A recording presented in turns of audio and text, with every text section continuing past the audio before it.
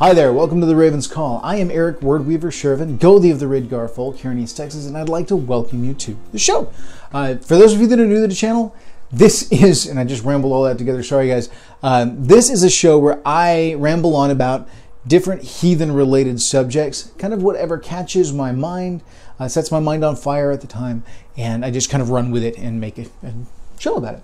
So, big UPG alert, this is just how I see the world. I am not what you would call a historical heathen per se. I am a modern heathen. I do not identify as also true, but I do identify as heathen, just not like hardcore recon heathen. I'm a middle of the road kind of guy. So, housekeeping first. If you like these videos, please give it the thumbs up down below. Hit subscribe, ding the bell. The more you interact with my videos, the more videos like them you will see propagate on your feed. It also helps to get my videos out there in front of other people. So please do give it the thumbs up. It really helps, guys. I really appreciate it if you do. Thank you. So also, give me comments down below. I try to answer those when I can. At least I try to give them a thumbs up. If I'm not in a position where I can necessarily reply, or if it's a comment like I get sometimes that I'm not sure if they're jokes, if people are serious, I don't know where it's going. So sometimes I'll sit and watch and wait and see what it's going to become before I try to reply, because I'm like, I don't know if you're being serious or if you're being silly. I'm going to wait and see what you do. So, also, all of my contact information is down below. There's email, Saraha, which is kind of an anonymous way to send me messages. Check it out down below. There's also the Facebook group, which is Wordweaver Productions over on Facebook. Highly recommend jumping in that one because that is where I do most of my community interactions. So jump in there and touch base with me and we see what we can do. I take recommendations, post polls, things like that, post all my videos and stuff out there. Just fun stuff like that. So anyway, jump in there, join the community. Love to see you there, guys. All right, let's roll on with today's subject. Today, I want to talk a little bit about a request that I got off of the Facebook group, and that is the modern role of Skalds. Okay? In heathenry, you find certain job titles, certain roles within ancestral arch-heathenry, and particularly Viking era kind of jobs and duties that are glorified, that are made into something almost mythical in and of themselves. There's the berserker, there's the chieftain, things like that. Some of them deserving the attention and accolades they get. Some of them, not so much. One of the ones that does take up a special place in my heart is that of the Skald. If you're not familiar with what a Skald is per se, a Skald in certain time periods was something of a poet laureate. Effectively what I'm getting at is that their job was to study the art of poetry and wield it as a weapon, as a tool for giving accolades, as a method of building your own legend, as a method of perpetuating legends, and as a duel. I mean, the art of poetry was so complex during arch-heathen times, especially during the late Viking period where it had plenty of time to develop, admittedly with some syncretism and some bleed over from other cultures, but it was so incredibly complex that there's entire art styles are dedicated to skaldic poetry. The Eddas that we have that Snorri wrote down, for a large part, were written in order to perpetuate the metaphors and references needed to do skaldic poetry.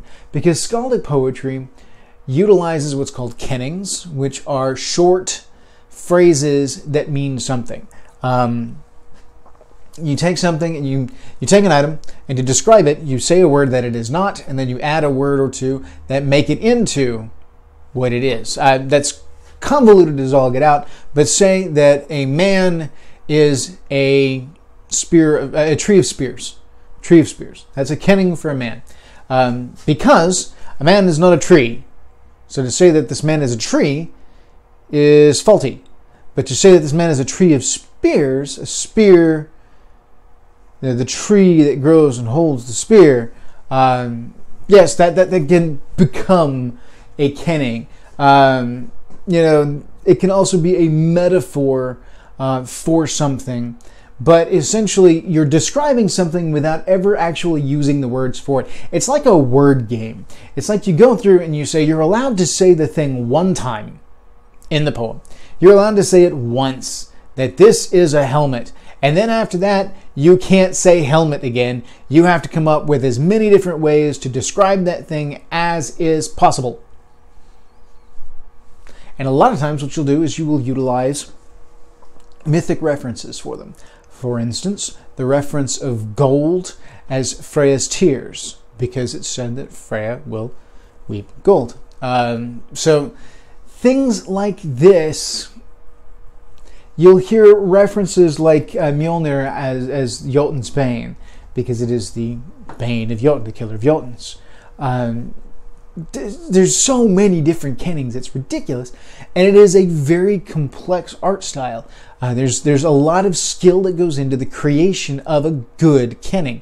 Anybody can create kennings, but creating good kennings, ooh, that's a different story. A sea steed has a boat, that's a kenning. It's a mediocre kenning, but it's a kenning nonetheless. You can get into some really, really good ones and some really, really bad ones, just like with any kind of poetry. The better the skill at the poetry, the better the renown of the person that was writing the poem. So it became a thing to become like this professional poet, because professional poets were useful. Professional poets wrote drömmers. They wrote poems of remembrance for different kings or different historical figures. They wrote poems that encapsulated battles, kingships, all of these things, these historical moments that were captured forever in poetry, something that would survive the test of time, hopefully, and would be passed down and would sing the praises of this one individual or these people. So a king wanted a skald around who would write poems that praised him or praised his people, brought honor to his tribe, his kingdom, his court. And so skalds took on an honored position. And this is something that you see across the board in multiple different cultures. Writers, authors, poets especially, because poets are skilled at weaving words. They are skilled at wielding words. You will find there is a phenomenon called a flitting, or a flyting. The way the Y is pronounced is a bit different. Hopefully I have remembered to put it down there in the down below. But flitting.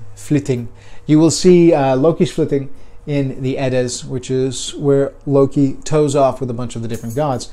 And essentially a flitting is ye old rap battle. It's where two individuals will sling insults at one another, utilizing as much poetic skill and adeptness as possible in order to, one, really zing the other person, and two, to really, show off just how good a poet they are, with the skill of their kennings, with innuendo, with, alliteration. So skaldic poetry is very, very complex. And so much so that, like I said before, a large portion of the Eddas is dedicated to just preserving the references necessary to be able to do these things. So this all comes back to full circle where, as I've explained what a skald is, now it comes to the question I was asked on Facebook, and that was, what is the role of a modern skald? What is the role of a skald in heathenry today? Are they important? Do they have a role to fill? And if so, what is that role and what does that look like? Well, I'm here to tell you, yes, skalds are important in heathenry. Skalds are probably just as important in heathenry today as they were back then, and in a lot of ways they may be even more so than before, because the skald in today's society is going to be one that recites classic poetry as well as writes and develops their own. They're going to be storytellers. They're going to be poets. They're going to be the creative minds. And here's why I feel that a skald is so important in the modern time, is that we have to learn from our ancestors on what they did wrong. And one of the things that they did wrong, that they didn't even know they were doing wrong until we went back and tried to learn from them, is that they didn't write stuff down. Nobody wrote anything down. Yes, there are wonderful skaldic poems. There are absolutely fantastic remnants of things that survive in sagas, the Eddas, all over the place. You can find little snippets of skaldic poetry that survive and stick around. But a vast majority of what was spoken was never written down, and we never saw it. So I would say that one of the added duties a modern skald needs to take on is preserving the heathenry of their tribe. Preserving the cultic practice of their tribe in some element. Because skalds are something of historians. They're expected to know the history of a people. They're expected to know the lore, the mythology, because this is what they use to do their craft. You can't be an effective poet who stands up and makes a poem about their king if you can't reference all of the deeds that he's done over the last 20 years that are noteworthy. You know, if you leave out one of his battles 15 years ago that was his pride and joy and how he made his name, then you're going to insult him in the poem. So one omission can take what would normally be a wonderfully heartfelt homage to this king and can make it a slight because you've omitted something that is essential to his character. And so you've got to know these things. So they knew these things. They just didn't write these things down. It was an oral tradition, so it got passed down orally. They would speak it to one another and memorize. And that's great and all. That's fantastic. Plus you learn a lot through context of studying the skaldic poetry itself. However, we've lost so much to antiquity that we desperately need to preserve what we're doing today. So yes, the role of the skald in modern heathenry is multifold. One, we need to be recorders of history. We need to be recorders of our tribe, because as our tribes grow and develop in the modern era, they're going to need to be able to look back to the roots and see the founding members, what that founding generation of heathens did for them, and how that developed over time. They need to be able to go back and look at their roots and where they started so they can remember where they've come from and look at where they're going. While everything we do is recorded into Orlog, that's in the well. That's the gods can read the well. The Norns can read the well. But we can't necessarily read the well all that well. But we can read a book.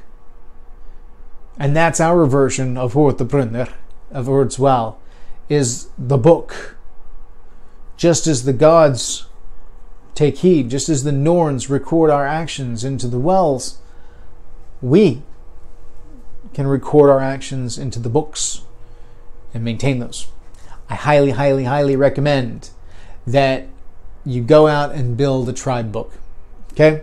I know it sounds dorky as hell, and in some ways people are going to write it off, but hear me out. Okay? This is something I've started doing with my tribe, and is something that I'm constantly working on refining. But if you have someone within the tribe who is gifted at words, who is good at what they do, then of course you can have them sit down and do like I've done for my tribe and enumerate the cosmology, the belief structure, the tribal structure, all of these things into a handy-dandy handbook that you can give to new members and be like, this is how we do things.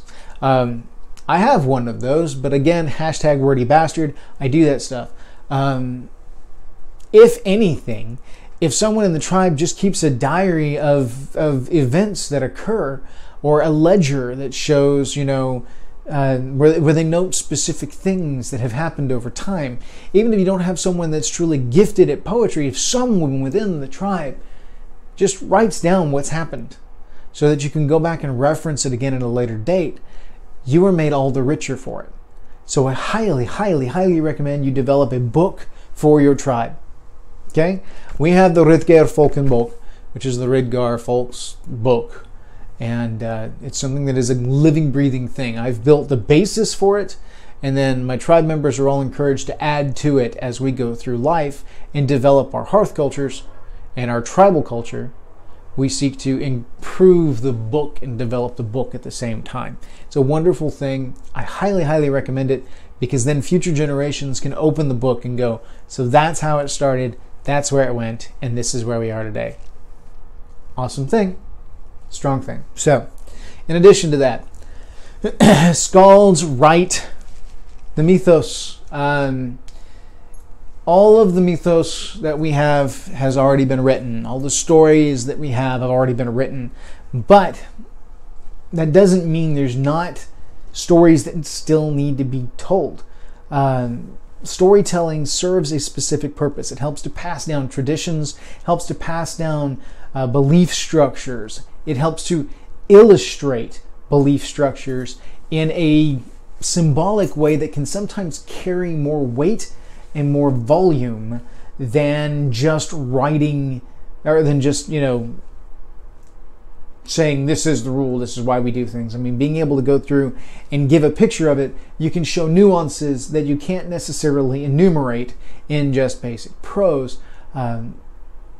The addition of storytelling elements, context, examples, things like that, carry a great deal of weight and have value. So storytelling is extremely important, and it falls to the realm of the Skald to tell these stories.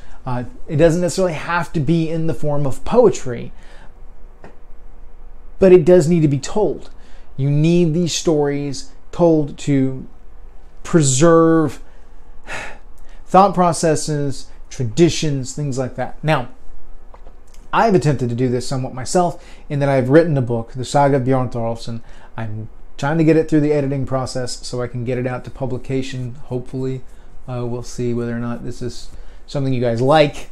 But essentially what I have tried to do with the book is enumerate certain elements of heathenry the way that I see them, and to give example, explain, flesh out, to give life to these concepts in such a way that they, one, are compelling, and two, are easy to come back to and ingrain.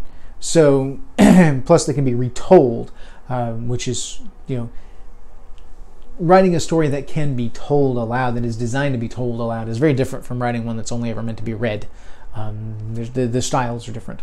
So, I'm trying to develop this thing so that I can pass these stories on and pass some of my traditions on to future generations, and maybe give other people just kind of a picture idea of what goes on inside my head when it comes to heathenry sometimes.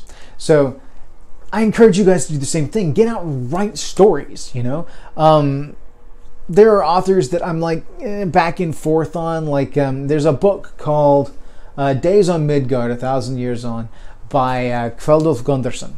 Okay, now I don't agree with everything Kveldulf puts out there. I don't. Some of his stuff is good.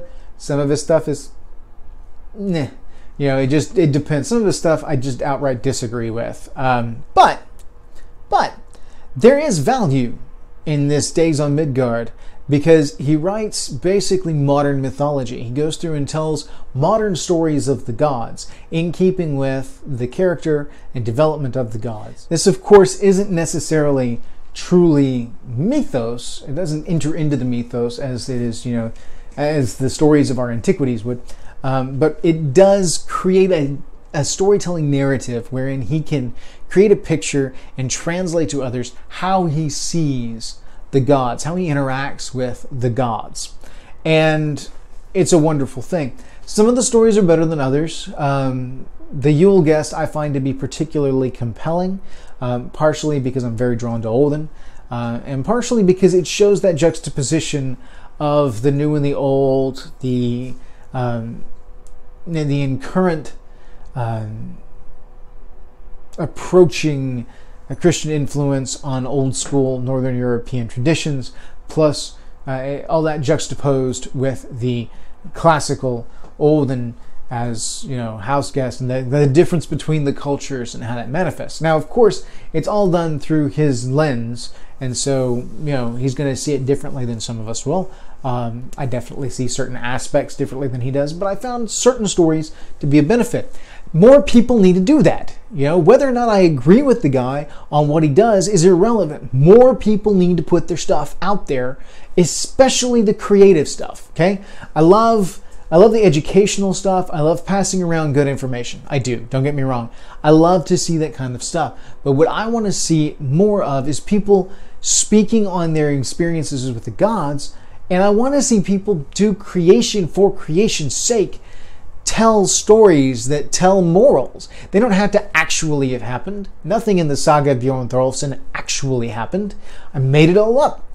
Why did I make it up? Because it tells a story. It is birthed in my mind as a narrative, and it conveys morals, it conveys traditions, it conveys concepts and abstracts in ways that I can't necessarily articulate in anything less than a 3-hour-long video, and even then with some nuances that I can't necessarily vocalize in a simple, succinct sentence. Not that anything I say is simple or succinct. But you get the picture. Hashtag birdie bastard. Write. Tell stories. Tell poems. Write poems. Everything. Get it out there. Let people see.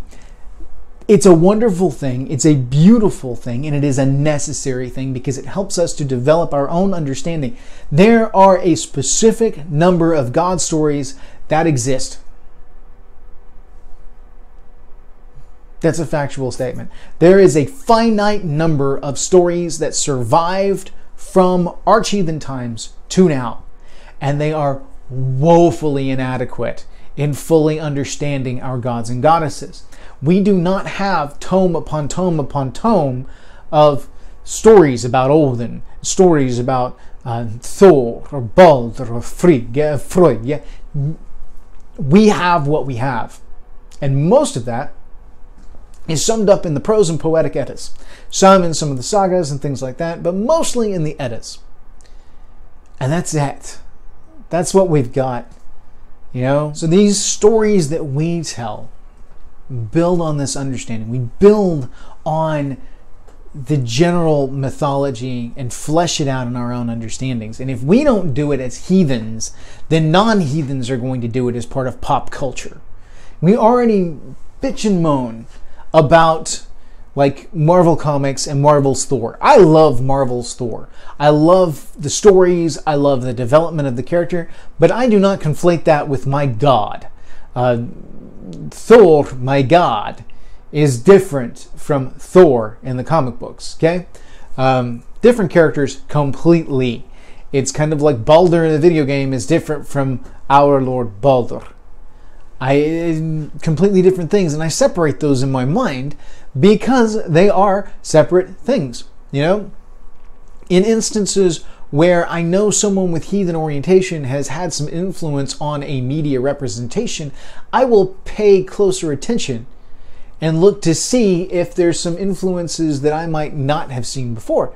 But all too often, a vast majority of what is out there has nothing to do with heathenry and everything to do with either pop culture misunderstandings or general Hollywood attempts to play on Vikings and this misconception that conflates Viking with heathen, all of that. It's a silly game, and because of that, we don't get any decent stories. I mean, yeah, you'll see Odin and Thor and stuff like that appear in movies and video games, but that's not like, look at Odin in Final Fantasy. If you guys are video game players, the Japanese are absolutely fascinated by heathen culture in general. You will find references to specifically the Norse element of the pantheons mentioned in anime and in Japanese culture frequently. There's an entire anime series entirely dedicated to abstract reinterpretations of elements of our mythology. I mean, it's incredible. The series Oh My Goddess centers around a set of sister goddesses called Skuld, Beldandi, and Erd. That's Skuld, Vertandi, and Erd, when Japanese have trouble with R's and L's and V's and B's. So this is something that occurs, and it's out there, but it's not necessarily an accurate representation. We can go and look for media, movies, and stuff like that, where there are elements of our cultures, of different elements brought forth, and they're not 100% accurate. That's where Skalds come in today. We can tell stories that are accurate, that do pull from the nature of our gods and goddesses, that do pull from cultural references. I watched a cool movie a couple of months ago, called Huldra, which was... No, I got to go back and look. I put a reference to it on my Facebook page. Hopefully I will remember to put up the actual title of that movie down here. But it's centered around the Huldra, which is the hidden folk, the folk with the cow's tails, fairy folk, Freya's people.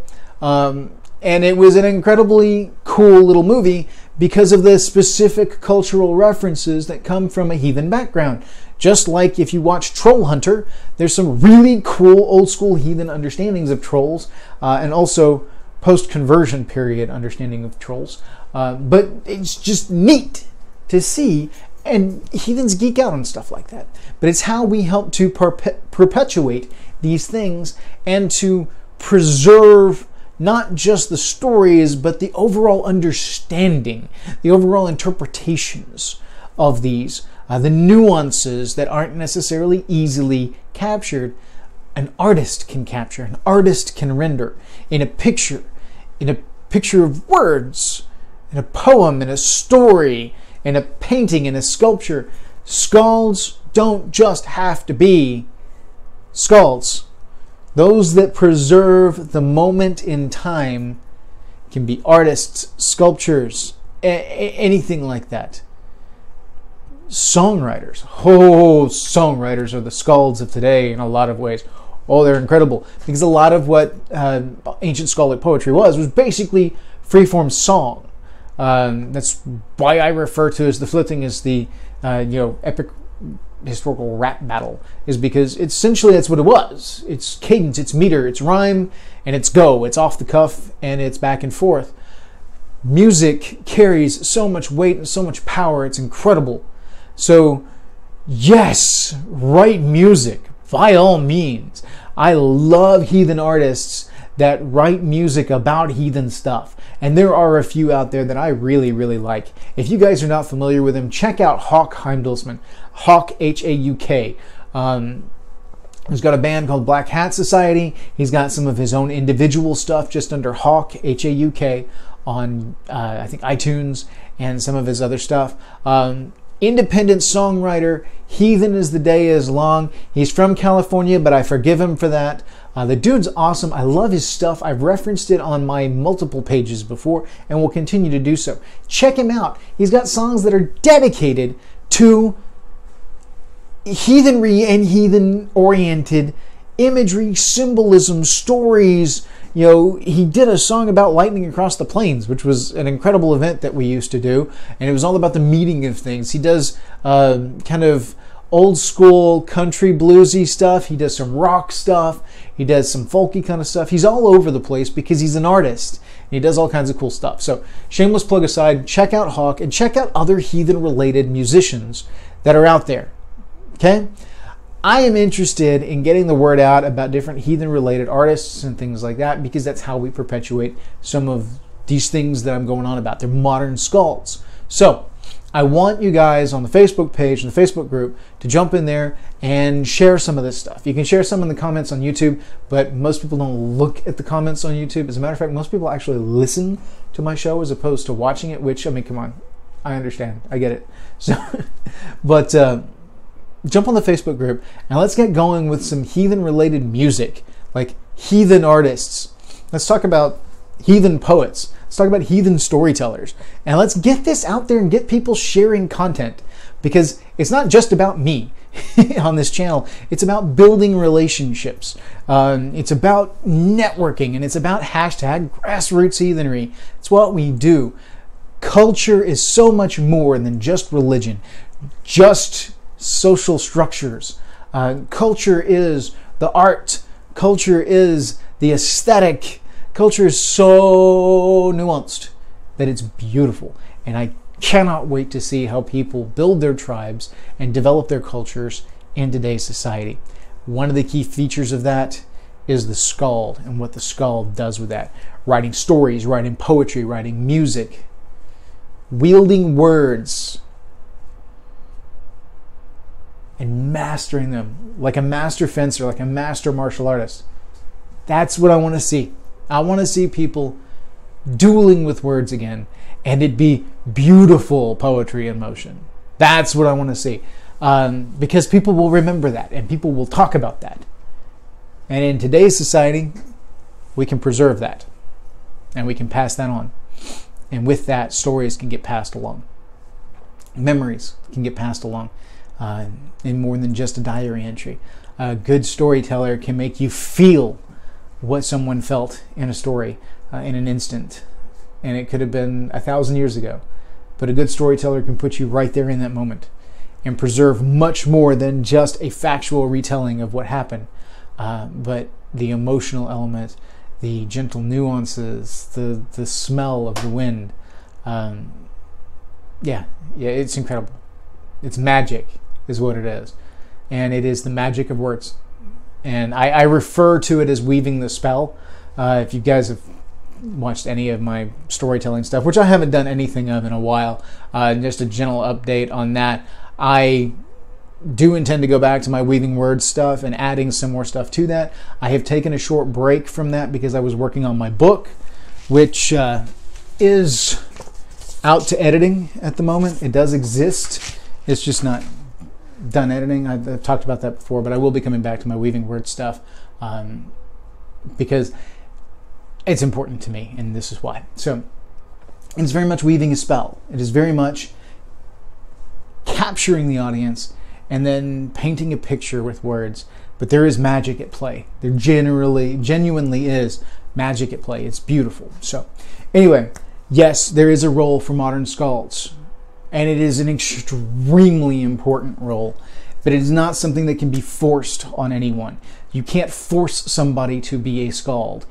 It's a calling, and it's a natural skill. It is the odr, that divine spark of creation and madness in us that gives rise to our manifestation as Skalds. So yes, if you have a calling as a Skald, build on it. Make it beautiful. Make it yours. Preserve, create, explore. Do it. Talk to people and then build on philosophical ideas with each other. Constantly seek to improve your mind, to improve your craft, and then share it. Maybe I'll see if there's some way that I can turn at least a little bit of Raven's Call into some kind of Skaldic spotlight, which, you know, I may actually snag that title for Skaldic Spotlight. And we may create something where I can demo some of these really cool creations. It just depends. Again, I'm working with limited filming and editing capabilities, but I'd love to be able to do something, even if it's just reading some of your contributions on the air. I got a couple that I'm thinking of in particular, and you guys know who you are, because one in particular sends me stuff a lot, and I love it. I don't always get to reply, but I love that they send me stuff on the regular, and I want them to keep doing it because I love opening up the email and going, yes, cool. I just don't have time to reply right now, but this is awesome. So you know who you are. Keep it coming. All right? So I'll work something out. I'll come up with it. I know a lot of people have thrown stuff up on my Saraha. People have emailed me. People have put stuff up on Facebook. I'm going to play with this, but I do want to run kind of with the fostering modern Skalds just in the same way that I'm trying to foster modern grassroots heathenry, because it's the soul of heathenry. Just like the tribe is the soul of heathenry, this is the voice of the tribe. It's just the echoing of the thunder. So yes, do it. Absolutely. So anyway, all that aside, guys, thank you. Thank you for watching the show. If you've made it this far in, I know it was a long video, but this is very near and dear to my heart. I'm very important to me, and I get moved by it. So I hope you guys will also be moved by it and do something with it and put stuff out there. So thank you all. Again, hit like, subscribe, all of that jazz. You know how to reach me down below. Hail to you all. May your ancestors smile on you.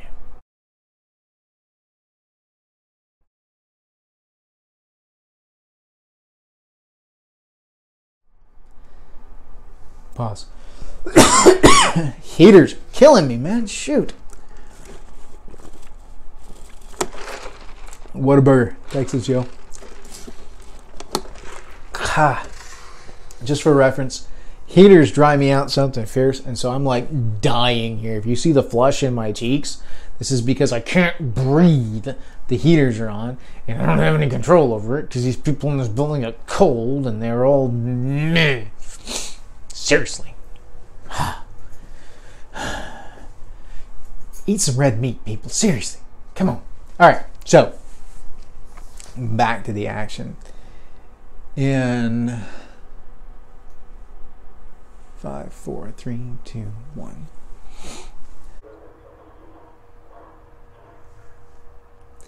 You can tell they're waking up. I'm filming early today, so it's like overhead, breakfast, you're needed in the kitchen. So 5, 4, 3, 2, 1.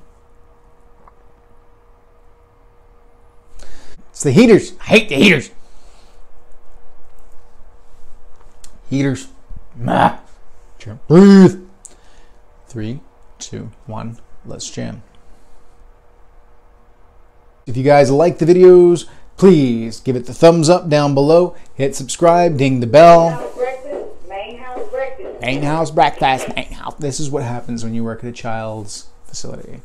Main house breakfast. Main house breakfast. Let me go mute that, because if I don't, it's going to go off again in like 10 seconds. Alright. Oh, now I get to see if I can put my microphone back on. I can't even get through like the intro on this one. Alright. Oh, I hope that this isn't scratching, because it makes for a horrible video when the microphone is scratching the whole time. Then I have to go back and reshoot everything. I don't really have time to reshoot everything. I know it's scratching all over the world as I'm doing that, because I'm sitting here handling it. Anyway. My eye is squeaking because my sinuses are dry. I hate heaters. I hate heaters. Hate them. I'd rather be cold and just bundle up. Hate heaters. Can't breathe. Face flushes. Hate heaters. Anyway. Alright. The role of Skalds in modern heathen practice. Here we go. In 3, 2, 1. Let's jam.